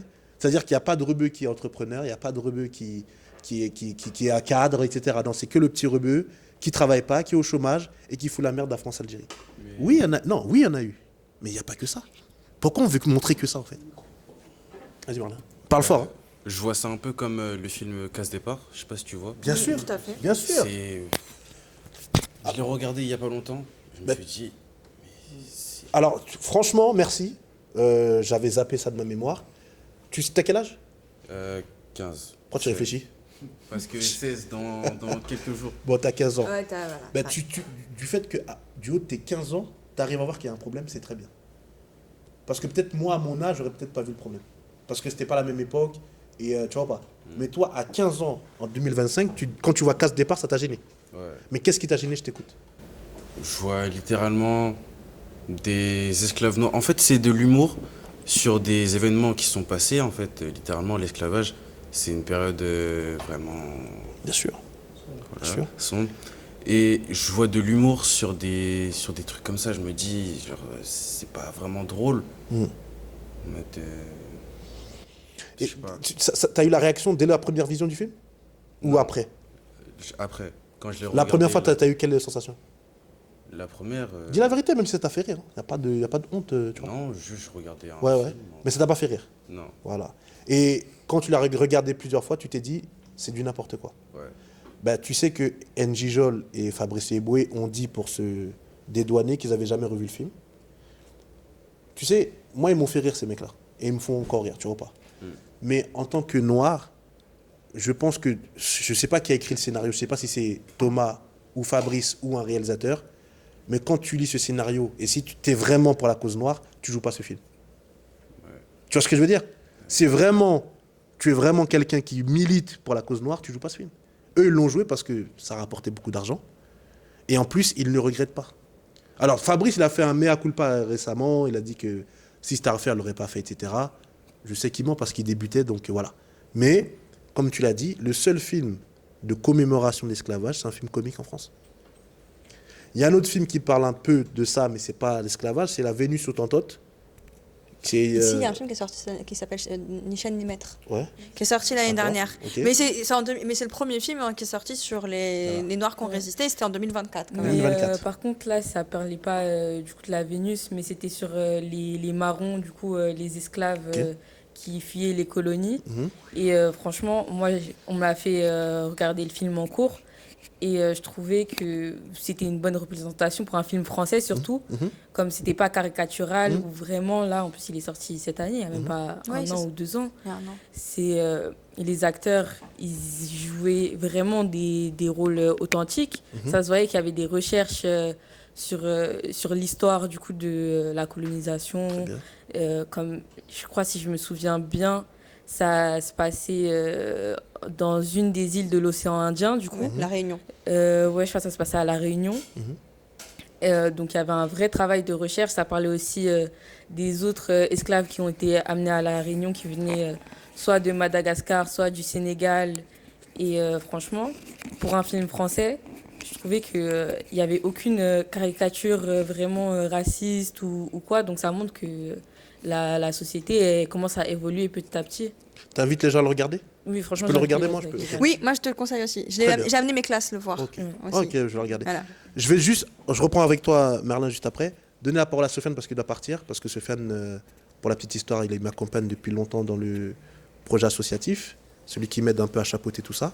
Sofiane, je voulais ta vision cette année 2025 sur le sujet du jour, qui n'a pas beaucoup bougé depuis qu'on a commencé. Tu as bien vu. Quand j'ai vu la vidéo de Manel, je te l'avais envoyée. Tu as bien vu que rien n'a changé depuis qu'on a commencé à Bobigny. Parce que tout ce qu'elle a dit, c'est ce qu'on disait déjà. Donc ça veut dire que ça continue ce genre de bêtises. Donc avant que tu partes, je voulais que tu touches un mot là-dessus. Ouais, moi je vais raconter une anecdote qui m'avait marqué. C'était dans ma ville d'origine, à Saint-Denis. Ville, monde, cosmopolite, où on a tous grandi avec des personnes issues de plein de pays. C'est un melting pot incroyable. Et j'avais été affecté à Paris 8. Une fac dite sociale, de gauche, etc. etc. Tous les termes que vous utilisez. Mais en fait, même dans ces personnes-là qui militent contre le racisme, moi j'ai vécu des remarques. Ça m'a fait rire quand même. Lâche-toi. Ça m'a fait rire. J'ai Je créé ce suis matin pour ça. je suis venu avec C'est un pour petit... que ces propos sortent. Vas-y. Je suis venu dans une formation avec des personnalités qui étaient dites révolutionnaires et engagées contre le racisme, Les Che etc. Guevara 2002-2022. etc. Mais la première fois Tu me connais, Thiago, moi je... La première fois qu'ils m'ont sorti, je suis venu à la fac. Après, j'avais pas forcément les codes, ce qui est normal. Quand tu sors du lycée avec... et encore, je suis fier d'avoir fait toute ma scolarité à Saint-Denis et j'ai eu des très bons profs. Que ce soit des profs dits de gauche et même de droite qui m'ont très bien formé, notamment en histoire. Et non, je pense que quand je suis arrivé à Paris 8, j'avais un maillot du PSG. Qui est fan de foot, voilà. C'était la rentrée. Paris 8, c'était pas... c'était la rentrée, quoi. C'est une super fac en termes de formation intellectuelle. Mais en fait, on n'échappe pas forcément à des préjugés. Et c'était des personnes, je suis rentré, j'ai été pris dans une formation d'excellence qui s'appelle la bilicence. Et quelqu'un, je suis rentré dans la classe et il m'a sorti cette phrase: mais toi, t'es avec nous? Ouais. Ces gens-là qu'on voit en manifestation, crier devant France 3, crier anti-État, etc. Ouais. En fait, c'est ça que moi je veux dire. L'interne, c'est ça. Les coulisses, c'est ça. C'est l'hypocrisie de beaucoup de personnes qui se disent, qui combattent entre guillemets le racisme et qui vont me demander à moi: est-ce que tu connais un dealer dans ton quartier? Ouais, mais ça, il faut. Très bien. J'aime bien ce que tu fais là. J'adore ce que tu fais. Parce que voilà. Tu sais, je vais te dire un truc. Voilà ce que j'ai à dire sur ce thème-là. Je vais te dire un truc tout de suite aujourd'hui pour pas que j'oublie. Et juste pour répondre à ce que tu viens de dire. Ne peut pas me défendre quelqu'un qui n'habite pas où je suis. Exactement. Ça, faut qu'on arrête ça aussi. Voilà. James, zoome bien sur Soufiane. Moi, je voudrais bien réagir sur Sofiane. Non. Moi, quelqu'un, il peut... Tu viens pas du quartier, parle pas du quartier. Exactement. Je suis clair là-dessus en 2025. C'est fini, ça. Si tu n'habites pas en banlieue populaire, ou si tu n'as pas grandi en banlieue populaire, parle pas de nous. Tu n'y connais rien. Oui. Alors, tu peux faire partie du combat, mais tu n'as pas le droit d'avoir le micro ou être devant. Non. Parce que ça suffit quelqu'un qui vient me dire, oui, vous savez... Tu sais, j'étais à l'émission de Cyril Hanouna, ces nouveaux bourgeois qui sont assis autour d'une table. Ils ont stigmatisé la banlieue en disant « Ouais, mais ils se plaignent tout le temps. » Ouais, par rapport à Omar Sy qui a dit qu'il a subi plus de racisme en France qu'aux États-Unis. Je dis « Bah oui, mais pourquoi il dit ça du haut de sa tour à New York Est-ce qu'il vit les réalités, etc. » Omar Sy vient du 78. Toi, tu viens d'où, toi? Et toi, t'habites où actuellement? T'es là, t'es en train de dire que le mec, il se plaint alors qu'il a vécu des réalités de racisme en étant jeune à l'époque et encore aujourd'hui, même si c'est une star. Et toi qui habites dans le 6e arrondissement ou à Tourmabillon, etc., que t'as jamais vu quoi que ce soit de populaire, tu viens dire sur une table avec Cyril Hanouna, ouais, mais non, ils en font trop, etc. Ah ben toi, ces nouveaux bourgeois-là, ils sont très dangereux à vouloir nous défendre en disant... Exactement. En fait, ils veulent nous écrire nos discours ou nos vécus, mais vous ne le saurez jamais. Et juste pour terminer, avant de partir, c'est que j'ai subi ces remarques-là. C'était très violent. En fait, t'as dit, je crois, j'étais en 2013. En 2013, et ces personnes-là allaient en manifestation dire, écoutez-moi bien la phrase, c'est dans le Parisien, la précarité, on connaît. D'où, toi, depuis ta banlieue du 92, où tu as fait une crise d'adolescence, parce qu'en fait, ta vie, elle est normale et ta vie, elle est ennuyante, et tu veux te créer une légitimité parce que tu défends les Arabes et les Noirs, alors que toi, tu connais rien du tout à ce qu'on vit, à ce qu'on a vécu au quartier. Moi, voilà, je suis pas ici pour me victimiser, c'est pas ça le but. Et j'ai subi moins de remarques de ce type-là dans ma seconde fac, qui était Paris-Dauphine, avec des personnes dites, qui étaient des bourges, il faut dire ce qui est, c'est une sociologie différente. Je me suis senti plus à l'aise dans cette faculté-là que dans une faculté dite d'extrême gauche, etc. On peut dire tout ce qu'on veut. En fait, c'est ça qui est dérangeant. C'est ça, en fait. En fait, c'est ça qui est énervant. C'est quand des personnes qui se disent qu'ils ont un keff alors qu'ils sont propriétaires. Enfin, faut arrêter, en fait. 6e arrondissement, voilà, 16e, faut deux arrondissements, 7e, dans le 15e. Voilà, faut arrêter avec ça. Après, j'ai pas envie de tirer tout de suite sur une autre association. Tu te souviens à l'époque, Sofiane, je vais pas citer l'association. Moi, si on peut la citer, moi je veux bien la citer, parce que nous, on s'est battu contre elle. Parce que nous, ce qu'on a... Tu parles de la même? De SOS. Non, rien à voir avec ça. Mais moi, je parle d'une autre. Il y a une association, Sofiane, tu te souviens, qui était venue à Bobigny pour faire une fusion avec nous. Et puis on avait rendez-vous, le rendez-vous il était où? À Paris 15e, à côté de la Tour Eiffel. Donc du coup, nous, on quitte Bobigny, c'était Mosaïque RH. Désolé, je veux le dire, je voulais pas le dire, mais c'est Mosaïque RH. Ah oui, il y a longtemps. Donc tu viens nous dire, oui, nous faisons de l'alternance pour les jeunes, etc., mais ton bureau, il est dans le 15e. Du coup, quel est le rapport avec le terrain là? Quand tu es dans le 15e, à quel moment tu milites pour ceux qui sont à Bobigny, Saint-Denis, Clichy-sous-Bois, Aulnay, etc. Donc, ces nouveaux bourgeois, de par la vie associative, je termine après je donne la parole, la vie associative, par le cinéma aussi, parce que les nouveaux bourgeois viennent du cinéma aussi, il faut qu'on cesse que les gens racontent nos histoires pour nous. Racontons nos histoires, on les a vécues, on peut se permettre de nous les raconter. Donc, le cinéma français aussi, il faut qu'on arrête de laisser les gens prendre nos histoires et faire des millions avec. Non, mais en fait, je voulais réagir à ton parcours parce que du coup, moi, j'ai un parcours assez similaire, mais dans une autre fac à Paris 1. Moi aussi, j'ai fait un double parcours. Et par ailleurs, après, moi, je suis devenue militante politique. Le livre, il est écrit sous l'égide de mon syndicat, de mon propre syndicat, Sud Éducation, qui est un syndicat de gauche. Mais nous, on a beaucoup... En fait, nous, notre but, quand on a fait ça, c'était de dire... Parce que, bon, les profs, souvent, pas tous, mais souvent, c'est un peu une profession, entre guillemets, de gauche, de gens gentils, qui veulent aider les enfants, etc. Donc, en fait, eux, quand tu parles avec eux, en fait, ils se pensent jamais racistes. Et du coup, c'était très difficile parce que souvent, on pense que le racisme, c'est le racisme par idéologie, c'est le RN. Mais moi, je vais à l'encontre de ça. Bien sûr que les personnes qui sont racistes par idéologie, c'est beaucoup plus grave parce qu'ils veulent changer les lois et pour créer des lois racistes. Ceci dit, ça ne veut pas dire qu'à gauche, il n'y a pas du racisme intériorisé et que, en fait, les gens, même jusqu'à l'extrême gauche, je te dis, des gens autour de moi qui te disent des dingueries. Et en fait, c'est encore plus décevant quand ça vient d'eux, parce que tu te dis, quand tu es avec eux ou avec elles, tu te dis, bon, peut-être qu'on va trouver un terrain d'entente. Mais en réalité, la société française, elle est tellement coloniale, elle était tellement restée dans ce modèle colonial. C'est pas parce qu'il y a eu il y a quelque chose de dire la décolonisation, elle n'est pas terminée. Non. C'est-à-dire, en fait, on n'a pas fini. C'est-à-dire, on a juste fait les décolonisations politiques. Mais est-ce qu'on a décolonisé économiquement? Est-ce qu'on a décolonisé les esprits? Ça, je crois pas. Non. Et du coup, en réalité, ils sont toujours dans cette posture que nous, on appelle dans le livre, dans d'autres endroits, la posture du sauveur blanc. Celui qui va nous sauver. Mais c'est important, c'est important de dire ça parce que je pense qu'un des conseils que moi je donnerais, enfin, je sais pas, il y a beaucoup de choses, hein. Mais pour les élèves, vous pour les jeunes, parce que du coup, moi, il y a aussi des profs, mais là, pour une fois, pour les jeunes. Déjà, effectivement, il y a ne pas avoir peur de trouver des adultes de confiance à qui en parler, que ce soit chez vous, avec vos parents, parce que souvent, en fait, il y a ce truc de j'ai pas envie d'embêter mes parents avec mes histoires et tout. En fait, mais vos parents, ils veulent savoir comment ça se passe à l'école. Et je sais que des fois, les parents, ils disent oui, il faut que tu travailles et tout, mais je pense que les parents, ils sont aussi capables, ils connaissent la France, hein. En vrai, ils connaissent le racisme. Donc, ils sont capables de vous dire, ok, même si, donc, il faut pas aussi, non, d'en parler à une grande sœur, un grand frère, un cousin, si c'est difficile avec des parents, mais trouver un adulte. Et aussi, t'as dit merci toi et toi. Et c'est important de savoir, je pense que, je sais que mes collègues, il y en a certains, bon voilà, ils sont irrécupérables et tout, je le sais, hein, je veux dire, moi je m'embrouille avec eux.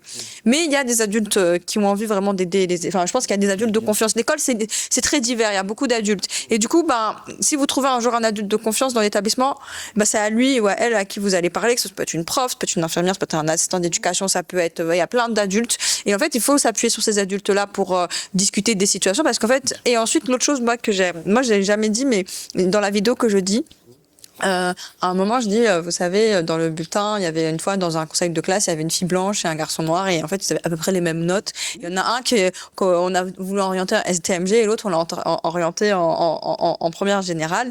Et moi, je me rappelle quand j'avais dit, mais pourquoi vous voulez pas la mettre en première, enfin, pourquoi elle va pas en STMG, elle aussi, je peux dire son nom.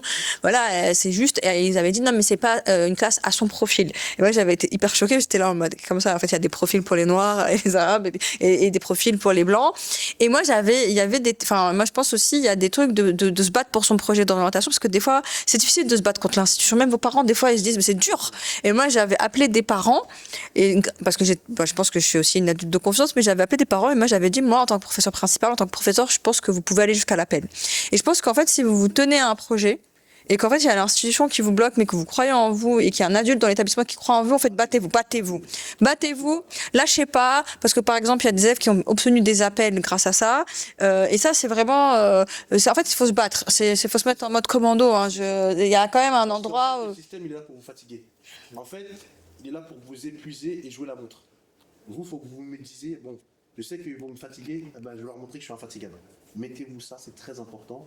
Et dites-vous que jusqu'à la fin de vos jours, il faudra vous battre. Quel que soit le sujet, quel que soit votre projet. Ça, c'est un truc que je voulais dire aujourd'hui. Et regardez pas ça. Regardez juste là.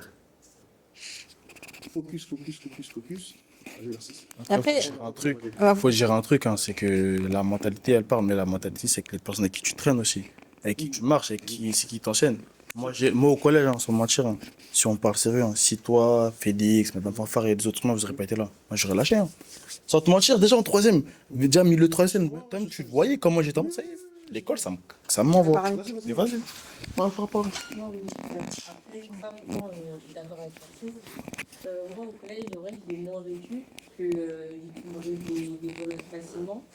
C'est vraiment quand je suis arrivée au lycée où il y a eu un peu une rupture sociale. Comme j'étais dans un collège de jeunes, du coup, il y avait beaucoup de personnes racisées.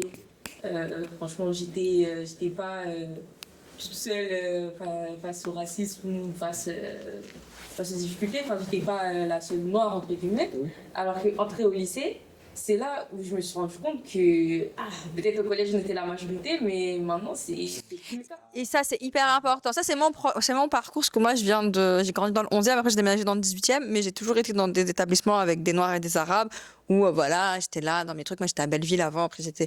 Et en fait, je suis rentrée au lycée, notamment le lycée dans lequel t'es, qui était un lycée très bourgeois.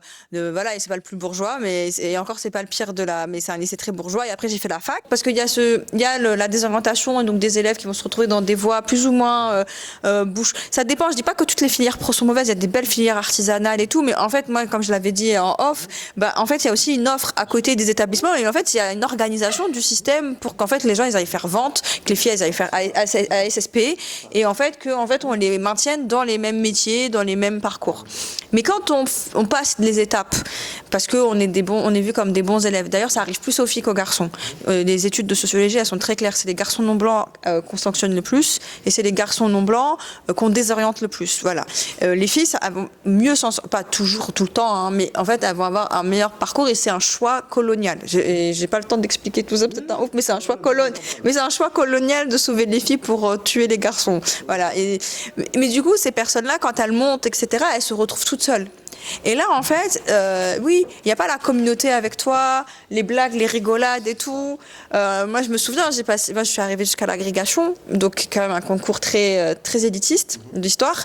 En fait, on arrive aux oraux, on est 2 sur 150, 200, et en fait, tout le monde est là, tout le monde. Et c'est là où moi j'ai senti ce truc, c'est t'es pas à ta place. Et en fait, c'est de la terreur psychologique. Quand t'es pas à ta place. Et j'ai un camarade qui est un homme noir, et c'est fou parce que du coup, c'est un excellent prof, c'est un homme brillant et tout. Et en fait, quand tu passes à la grecque, tu portes un costard et tout. Enfin bref, tu t'habilles en robe et tout. Enfin, c'est un délire. Et tu vois, nous, on est arrivés tous les deux et tout le monde nous a regardés parce qu'en fait, c'était un homme noir qui venait passer la grecque et qui était en costume. Et en fait, lui, il perturbe tout. C'est pas l'image qu'on a des hommes noirs.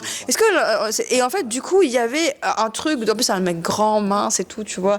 Et en fait, il y avait un truc de tout le monde le regardait. C'était horrible cette scène où tout le monde le dévisageait. Alors qu'en fait, normalement, entre guillemets, la France, c'est l'égalité, on voit pas les couleurs, tout le monde pareil, l'universalisme. Et en fait, quand vous se retrouvez dans ces situations-là, en fait, vous vous rendez bien compte.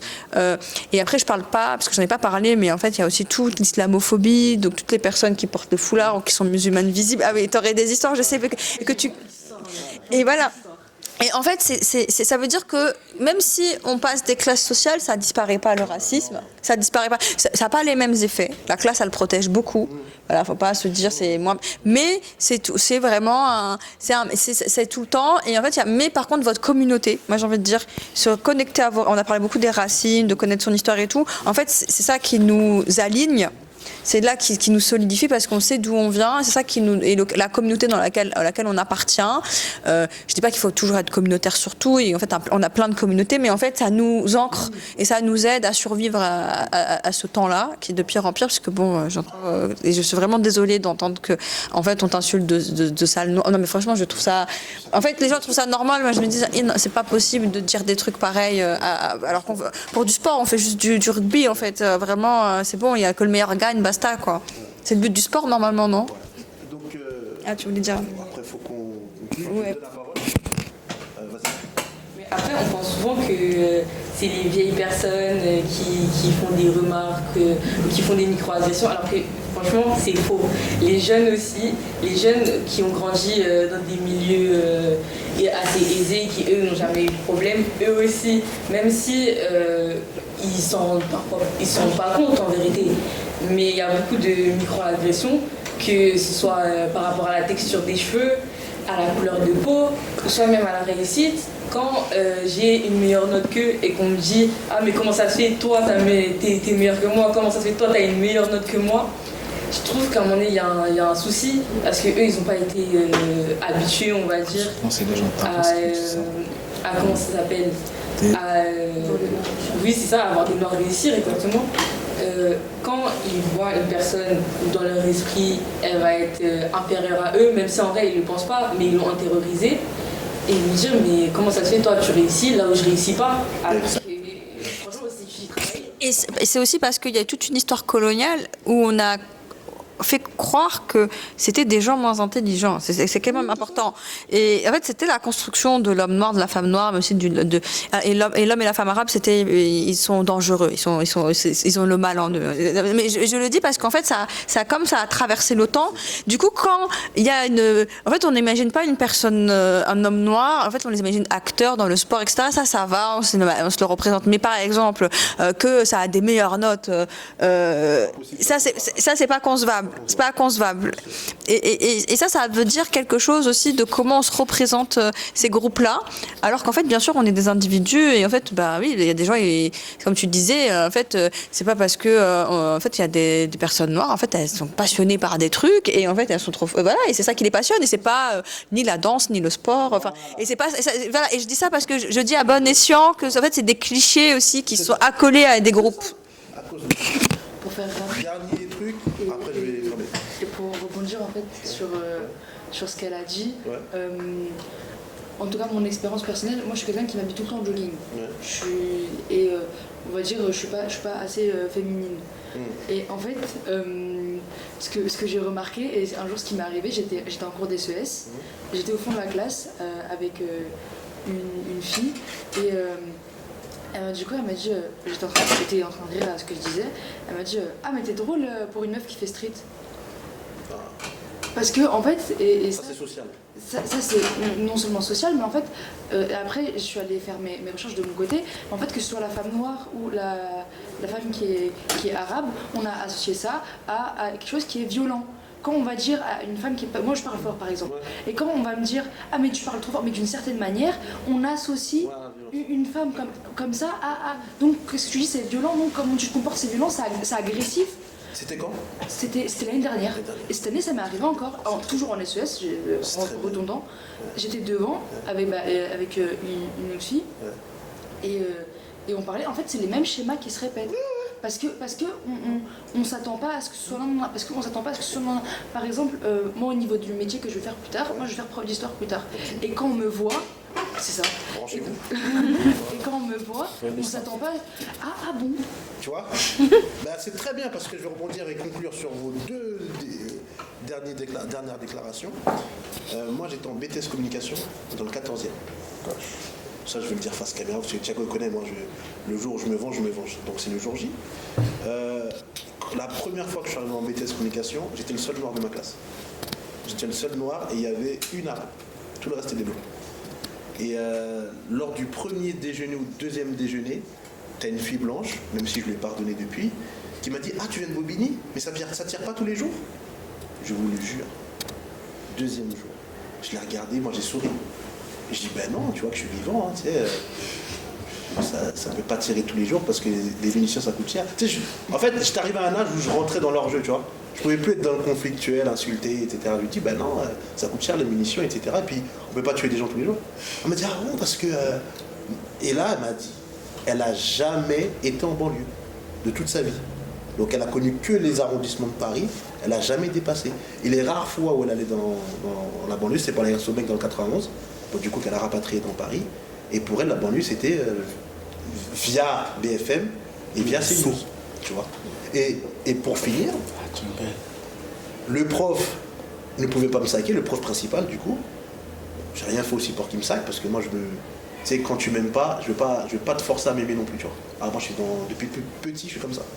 Donc lui, durant mes 2 ans de BTS, là, il m'a saqué. Mais le destin a fait, donc là j'inclus quand même une part divine dans cette histoire, c'est que juste après mon BTS, j'obtiens mon BTS en juillet, en août je deviens chargé des relations publiques de ma ville. Le mois d'après. Et j'ai appris qu'il les avait là comme ça, tu vois pas. Pour lui, vu que j'étais le cancre de la classe, tu vois, parce que je faisais aucun effort, que je devienne non seulement chargé des relations publiques de ma ville, et surtout que j'ai augmenté le budget, que le département m'avait félicité, etc., il ne l'a jamais avalé. Parce que lui, il voulait que j'échoue mon BTS et que derrière, je ne trouve pas d'emploi, etc. Parce qu'il me l'avait dit Parce que tu sais, quand tu es en BTS, on te fait un mini-bilan dans l'année. Tu sais, comment dire ça? C'est comme un petit speech. Pas un speech, mais tu sais, ils te font un bilan. Voilà, parce que tu es en alternance, donc du coup, ils disent comment ça va 2 fois par an, tu vois. Et moi, dans mon premier truc, il me disait, ouais, de toute façon... je sais pas si toi tu vas trouver de l'emploi après le BTS, etc. Il me disait ça comme ça, pour me casser, tu vois pas. Sauf que moi j'avais déjà 22 ans, j'étais déjà aguerri à ces techniques de rabaissement, tu vois. J'étais aguerri, hein. Donc je dis je vais aller dealer, tu sais, je répondais comme ça. Oui, je vais aller dealer, je connais 2-3 filons, etc. Et lui ça le rendait fou que je rentrais dans son jeu. Moi je rentre dans ton jeu, je vais pas me perdre mon temps ou mon énergie à t'insulter ou ce truc. Je vais rentrer dans ton truc et puis à la fin je vais te choquer. Donc conseil que je vous donne, après je vais fermer, c'est que Vous devrez toujours vous battre pour ce que vous êtes. Ne vous laissez jamais faire. Défendez-vous du mieux que vous pouvez. Et surtout, restez focus sur vos objectifs. La réussite est la meilleure des vengeances face au racisme. C'est la meilleure. Même s'il y a d'autres moyens, mais celle-là, c'est la meilleure. Montrez à ces gens-là que ce que eux souhaitent pour vous, c'est pas ça du tout. Donc, devenez ce que vous voulez devenir. Voilà, pour moi, c'est bon. Si quelqu'un a quelque chose à ajouter. Rien à redire. Je t'ai dit. J'ai envie de dire quelque chose. De faire attention aux gens qui font trop semblant d'être avec vous. Parce que ça, c'est des semblants, c'est de la comédie. Quand t'as pas vécu, tu peux jamais vraiment témoigner de ce que t'as pas vécu. Excuse-moi. Ouais. Excuse-moi ce que tu viens de dire, mais ça là, c'est à toi de faire ton tri dans ton entourage. Mais pas que Narcisse. Au début, t'es pas. Ah non, je peux répondre à ce qu'elle vient de dire aussi. À votre âge, t'as pas la bonne vision. Mais t'as pas la bonne vision. Parce que tu te dis. Bon, là, on va vraiment digresser, mais tu te dis. Peut-être ce que la personne fait ou ce qu'elle pense de moi, c'est peut-être passager. Non. Tu sais pas que c'est inclus dans la personne. Ça, tu le découvres plus tard quand ça devient vraiment sérieux. Ouais. Mais quand t'es jeune, t'arrives pas à faire Mais t'as vu, moi personnellement, moi tu connais, moi ce que j'ai vécu, ce que je vois, ce que je vis, je sais qui sont les vrais, je sais qui sont les faux, je le dis tous les jours, avec les gens avec qui je traîne, avec les gens avec qui je marche. Est-ce que tu peux être sûr des tiens dans 5 ans ou 10 ans? Là, tout de suite, là. Exactement. T'as eu les mêmes têtes là. T'as vu moi dans 5 ans, 10 ans? T'as vu moi dans 5 ans, 10 ans? T'as que 15 ans ou 16 ans? J'ai que ces 15 ans. Moi je peux te dire ça tout de suite. Hein. Les frères que j'avais à 15 ans, ils sont plus là. Moi je peux te dire très bien, clairement. Les frères que j'avais à 15 ans. Oui, les frères que j'avais à 15 ans. Et pour différentes histoires. Mais ne crois pas que. Mais t'as vu Steven? Moi, je vais te dire juste un petit conseil par rapport à ça, même si c'est pas le sujet. C'est que. Mets-toi des critères, des cases. Déjà fait, mais. Voilà ce que je veux, voilà ce que je veux pas de chez quelqu'un. Dans ce que je veux pas, là tu les limites. Dans ce que je veux, tu gardes. Tu vois pas. Mets-toi ça dans la tête. Mais dis pas que ces gars-là aujourd'hui sont forcément tes gars dans. Mais t'as vu, moi, en fait, vous comprenez pas un truc. Vous pensez que je marche encore avec soit les gens du collège, soit les gens de dehors. Moi, je sais qui est qui. J'ai déjà fait mon tri. Dans mon tri, là, dans mon cercle, là, on peut appeler les gens tout de suite. Hein. On est 4. On est 4. Tu voulais dire quelque chose derrière? Il y en a 2, ils sont ici. Je vais te passer 2 micros tout de suite, Kalilou. Il y en a 2 qui sont ici, les 2 autres, ils sont dehors. On est 4, on marche à 4. Tu nous vois dehors, quand ça nous appelle, ils sont 4. On sait qui est qui, on sait qui fait quoi. Quand j'ai des emplois, ils étaient là. Ça, je te dis.